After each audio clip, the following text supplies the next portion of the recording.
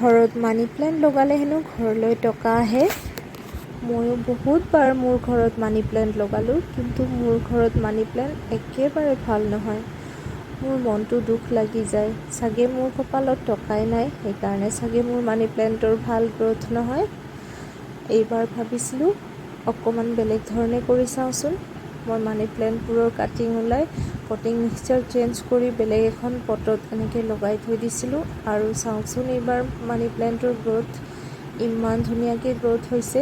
মোৰ ভাল লাগি গৈছে। চাগে মোৰ ভাগ্যত এইবাৰ টকা আহে।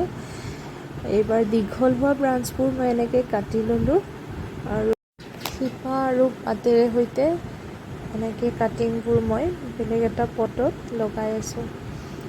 এতিয়া যিখিনি কাটিং মই লৈছোঁ, গোটেইখিনি কাটিং মই এখন পটত এনেকৈ লগাই দিম। এখিলা এখিলাকৈ পাত ৰাখিছোঁ, এনেকৈ লগাই থৈ দিম। মোৰ কপাল ভাল হ'লেই ইয়াতো মানি প্লেণ্ট ধুনীয়া হ'ব।